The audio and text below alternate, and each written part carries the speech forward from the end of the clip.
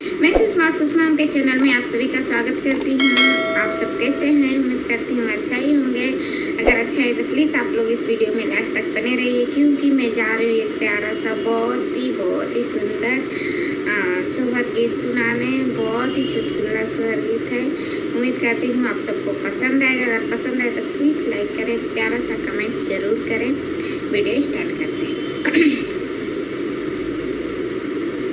एक फूल फूले हमारी नैहर, दूसरा फूल सासुर, दूसरा फूलवा सासुर फूल हो रामा, तीसर फूलवा फूले हमारी आंगने, चौथा हमारी आचर, चौथी मोरी चरे हो रामा, तीसर फूलवा फूलेला आंगने, चौथा हमारी आचरे, चौथी हमारे आचरई हो।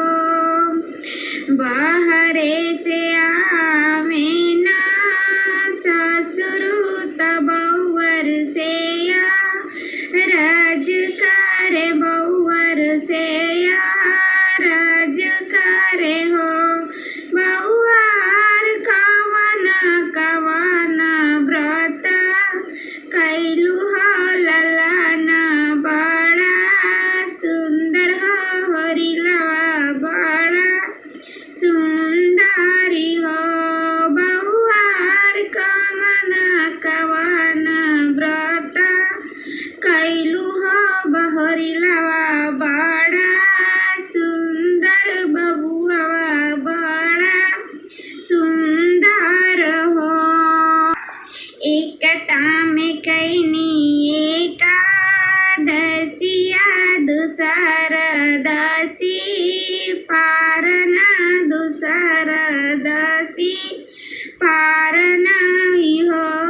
ससुरु तीसरे में सुरु जुमा नाई हो हरिलवा, बड़ा सुंदर हो हरिलवा, बड़ा सुंदर हो।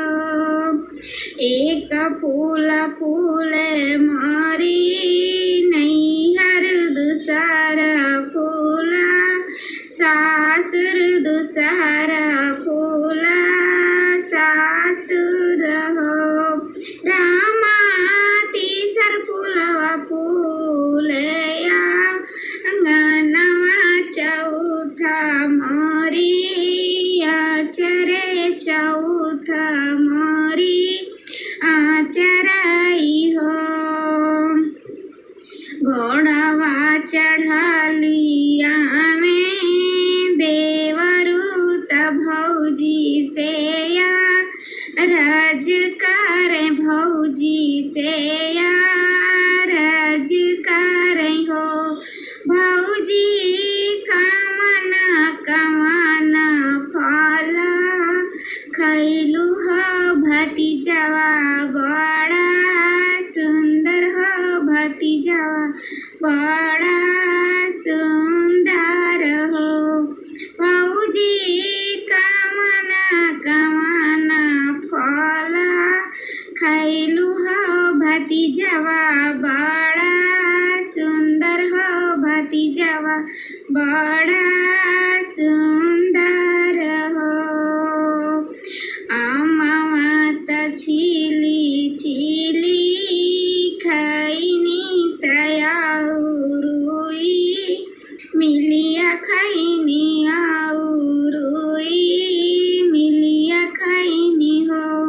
देवरू तीसर फल खैनी नवा, रंगिया हो भतीजवा तुहर